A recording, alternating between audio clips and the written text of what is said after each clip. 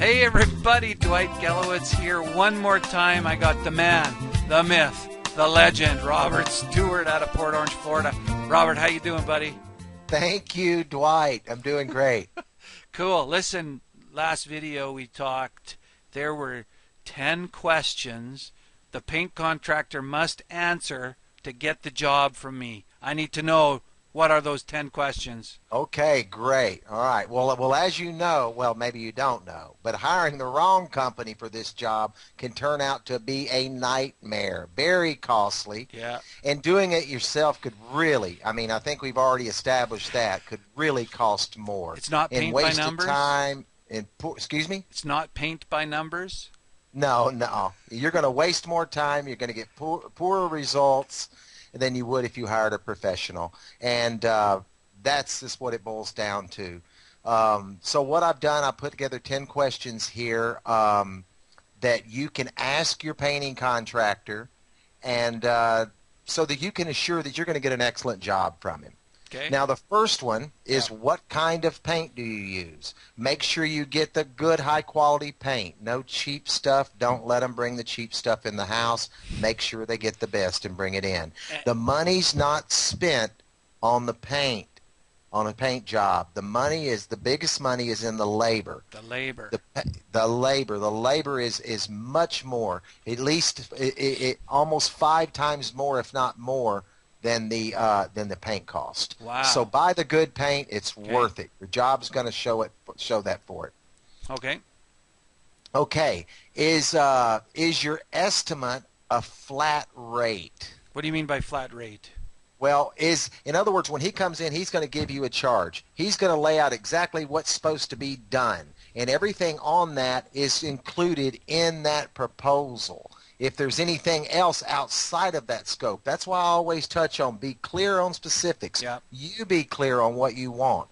And then if there's an extra cost, it's because something extra has been done and he's not working, you're not paying, or you haven't hired a contractor to come in with 3 or 4 guys for $70 an hour or something like that, and they end up taking 2 weeks. In other words, get you a flat rate. Yeah, $2,000, you do it, doesn't matter how long it takes. There you go. This is the job. And when this scope is done, you get paid, so to speak. Yeah. Now, if anything outside of that scope is done, those specifics, of course, it'll cost you more. Gotcha. Okay. Question Number 3. one, do you offer a written guarantee? Number one, does the paint store offer the written guarantee? And number 2, is the painter going to stand behind his workmanship, and what kind of guarantee? You can get as much as a 5-year guarantee on exterior paint jobs. Okay, and you can even get that from the paint stores if you'll ask for it. Oh, really? Okay. Yep. So now if something goes wrong or the paint fails, and it's going to come back to the painter or the paint store. Gotcha. But if you're using quality products and a quality painting contractor, it's not going to fail, and you're going to get much more than 5 years out of a paint job. Awesome. Number 4. Okay, how long will it take to complete the job? Be very clear about when he's going to start and his projected date to get done. Now, if it's exterior, we deal with the weather, so sometimes you may have to be a little flexible with that. But at least there's communication going on, Dwight. You're talking to the contractor, and everything is above board. In other words, he didn't come today and now he's gone and you don't see him for another week.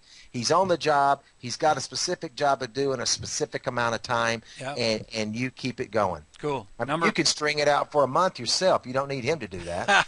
That's right. Number 5. How will you protect non-painted surfaces? Make sure we've covered this before. Make sure everything's covered and covered up. If it's not supposed to have paint on it, cover it up. Cover it up. Okay, number 6. And I always have a rule I tell the guys. That one little area that the drop cloth didn't cover, that's where your paint will spill. So be sure every square inch is covered. Number 6. How will you prepare the surface for painting? In other words, make sure he's going to use the primer, the specific products that he's going to use for patching, and find out how and what he's going to do. Ask questions. You know, is it going to be pressure washing? Is it going to be sanding done, scraping? What's it actually going to require for this to be done? Have it written in that I'll caulk all seams, that I'll patch all cracks. Make sure that's written in your proposal. Yeah. Number 7. What can I expect regarding cleanup after the job is done?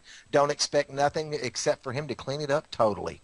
Okay. And don't accept anything else. It is not your job to clean it up. The worst thing, but like I said earlier, you're going to mow your grass when he's done, and you're going to vacuum your floor. Other than that, it's his baby. All right. Number 8. All right. Who will supervise my project, and are you using subcontractors? Subcontractors. In other words, okay. there you go. So you want to make sure that you know who's on the job. If it's a subcontractor, that's nothing wrong with that. But if he's subbing it out to someone who he works with, make sure you're introduced and you also have a rapport with that person. Remember, that's a person you're going to be working with.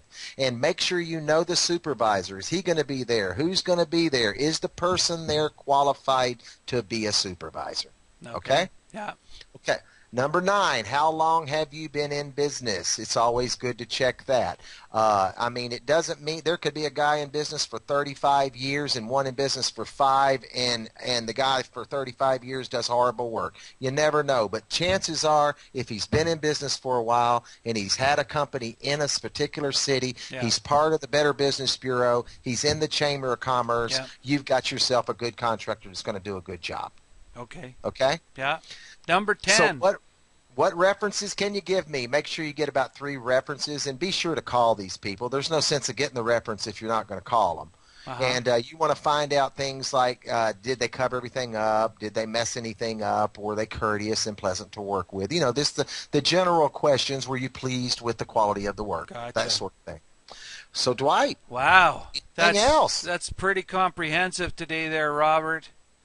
Yeah, well, there's a lot more, you know, and there's a lot more to it, and that's why that we got a report that, you know, you can take a look at and read even more and get more details out of. We'll get to that another day. You bet, man. I'm Dwight, and that's my man, Robert. Thanks, buddy. All right, take it easy.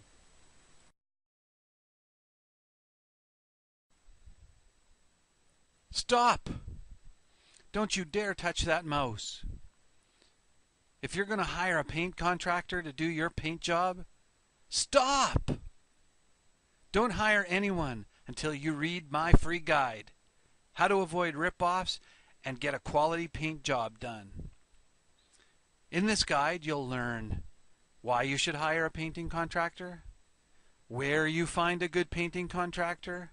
You'll also learn 9 steps on how to hire a paint contractor, 10 questions your paint contractor must answer to get the job. Go now to volusia.bestallaroundpainter.com and claim your free report. This report will tell you how to avoid heartbreak in the painting of your home by hiring the right paint contractor, by asking the right questions. Go now, volusia.bestallaroundpainter.com. Claim your free report. This report could literally save you thousands of dollars and a world of stress. If you follow this report, I'm confident your painting experience will be great. volusia.bestallaroundpainter.com